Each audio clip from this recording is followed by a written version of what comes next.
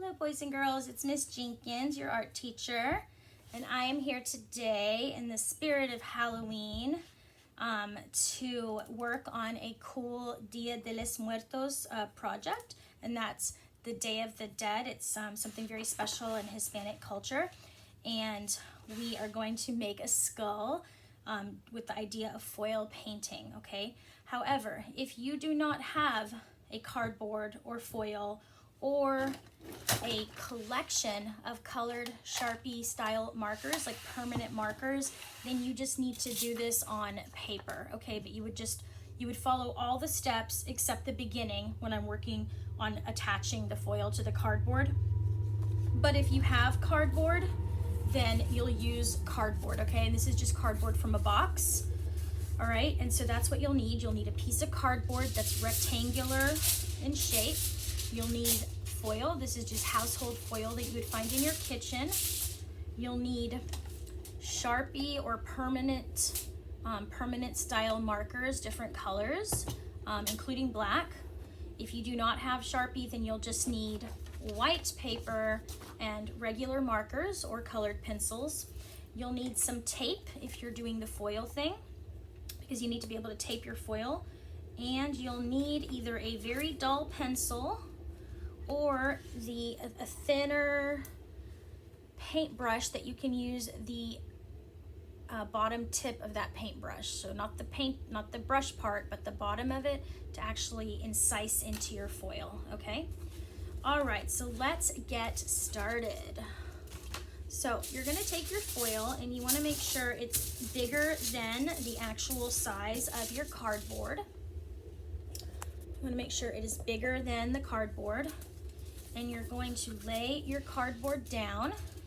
And it doesn't matter if you use the super shiny side or the less shiny side, it's kind of just up to you. But what I'm gonna do is very similar to wrapping a gift. I'm gonna hold this in place and I'm going to pull my foil over the cardboard. Some of you did this exercise last year with me. And again, if you do not have cardboard and foil, then you just skip this part. You're just gonna go straight to the paper. So as soon as I start sort of drawing on my foil, that's when you would begin on your paper. You wanna get a piece of tape and you wanna tape that piece of foil down onto your cardboard. And then on this side, you pull just enough to make sure it's stretched nice and flat over the other side. No wrinkles. But if you pull too much, it could easily tear. The foil can easily tear because it's not like super strong. So you're gonna tape this side. And then now I've got these two flaps, and I'm not gonna go directly like this because oftentimes so much of that little flap will actually show up on the other side. So what I like to do is I like to fold it in a little bit so that my two edges are more at an angle, like a diagonal, and then I will go ahead and do it. And even though I used a smaller piece of tape for the first two pieces, for this I'm gonna try to use the length of that whole space, of that whole flap, so that it really does keep it nice and tight for me. And same thing on this side, I'm going to fold my two edges at an angle. So angle, angle, pushing that crease in with my fingers, and then pulling just enough to where it's a nice tight fit, checking it on the back to make sure it's nice and smooth. Once I have that correct, I can kind of measure my tape off a little bit and tape this down. There we go. Okay, so now we have our thing. So this next part is all about drawing your skeleton. But the thing is, I don't recommend you going straight with your Sharpie marker because if you do that, it's hard, you can't erase it. So then you're stuck with whatever you have. So it's better to use either a dull pencil, like I said, a dull pencil, or use the end of a paintbrush, okay? So we're gonna go ahead and start building our skull. Now, if you're working on paper and you're able to see what I'm doing simply by incising into the foil, you can start drawing with me now. If not, you can start drawing once I go in with the marker, okay? All right, so I'm gonna hold my foil poster board nice and steady, And the first thing I'm gonna do is up here at the top, I am going to, and I'm gently pushing into my foil, boys and girls. I'm not pushing too hard, but you can see that I'm pushing enough. I'm pushing enough that you can actually see the marks, okay? Can you guys see those marks? And of course it's gonna be kind of a little bit of a broken line that you see because cardboard has those internal sort of corrugated section, the bumps that are up and down, and then over it, it has another sort of sheet. So it's gonna have that kind of bumpy effect, and that's okay. So this is the top of the skull, and I'm gonna come down, and then about halfway down my skull, halfway down my, my piece of board, I'm going to come in a little bit with a curve, okay? So I'm going to come in a little bit. At this point, it feels like this is kind of circular up here, but this doesn't feel circular up here. This looks like you could just put a line there and it would become straight. Once you have these curves in here kind of at a diagonal, then you'll do the bottom part of the skull, and that's where you come down at an angle, and you can kind of decide how you want to do the shape of sort of the bottom chin. I'm going to go ahead and go to a point, but it can also be flat, okay? Excuse me. And I'm going to go ahead and trace over this shape now with my black Sharpie, and that's just mainly for my students that can't see it well enough, or for those just working directly on paper. But you can also go ahead and trace yours in Sharpie, whether it's on the foil or whether you're on paper. You want to trace what you just incised with your dull pencil in foil, okay? Once you have that, then you're going to start building all the features around your skeleton. So the first thing I'm going to do is I'm going to kind of find the middle of the head up here. And I'm going to come down about halfway down from the head to the chin, and that's where my nose is going to be. And the reason that I wanted to do my nose first is because the nose is going to be in the center. And typically with a Dia de los Muertos skull face, the nose looks kind of like an upside down heart. Okay, can you guys see that upside down heart? So I incised with my dull pencil, and now I am tracing over my incising marks with my Sharpie. So by putting your nose in here first, you sort of have the center area where you'll sort of go ahead and symmetrically add everything else. So above the nose to the right, I'm going to do one eye shape, and above the nose to the left, I'm going to try my best to do a second eye shape.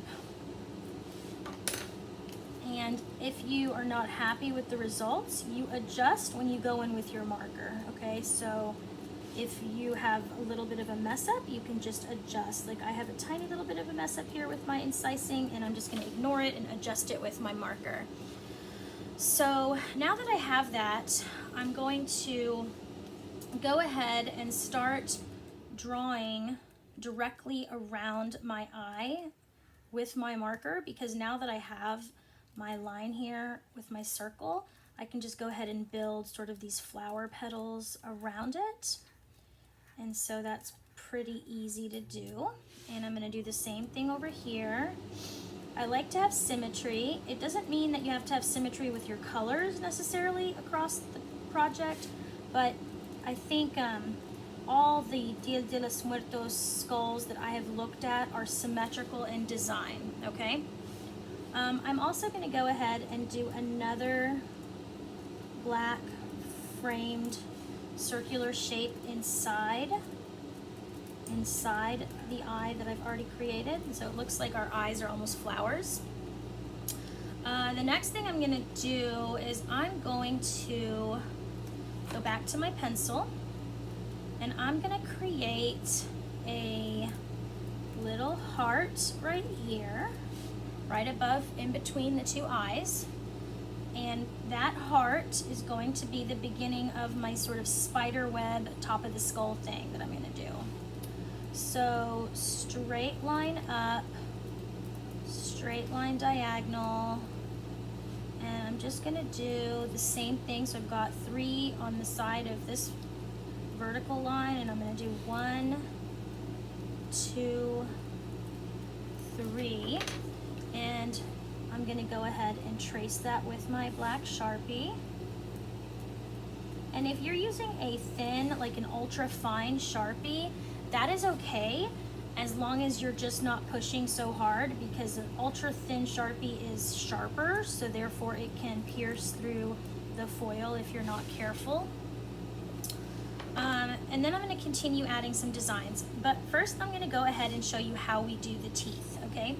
So in order to give the teeth or the face the appearance of appearing curved, you want to draw like beneath the nose, about half the size of the nose. You're going to come down and you can go ahead and do a curved line, okay? Like that. I'm not going to do this part with my Sharpie yet because I want to show you why. And then, boys and girls, now that I've done that, I can go ahead and start building my teeth around that line. What I mean is, I'm going to go ahead and start building my top row of teeth on that curve, but pay attention on how I get smaller with my teeth as I move over to one side. And I'm going to get smaller with my teeth as I move over to this side as well. So that kind of gives it the appearance of being curved, okay? And I'm going to do the same thing at the bottom. Bigger teeth at the beginning, and they're going to get a little smaller as they move over to the side. Okay, so now I've got my mouth, very good. And now everything else is about design, okay? So I'm going to add a half flower here, and that half circle, which is the middle of the flower, is going to have this kind of pointed petal. I'm going to do the same thing on this side. Same exact thing. I'm going to do a pointed petal on that half circle. And then I'm going to do another curved double line down here. That's going to become these lines. And what I forgot to do up here that I'll just do right now on both is the spider web thing. Whenever you're doing a spider web, you first do these, extended lines coming out, and then you do these curved lines that connect piece by piece like this. And you do it again. You want to make sure it's curved every time, and then if you have the space to do it a third time, that's what you do, and that's what makes it look like a spider web. And you can do the same thing down here.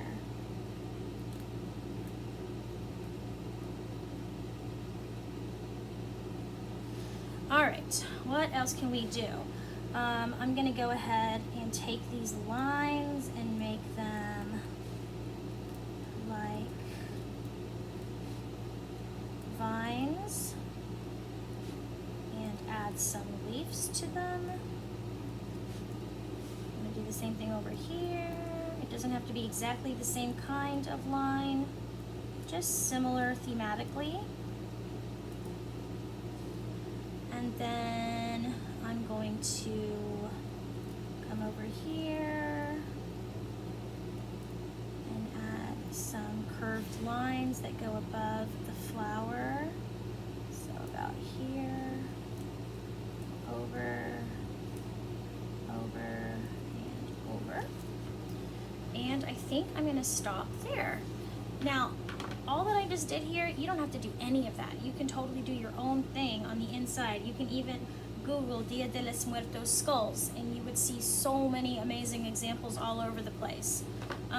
One of the things that I always do, though, is I typically do black in the center circles.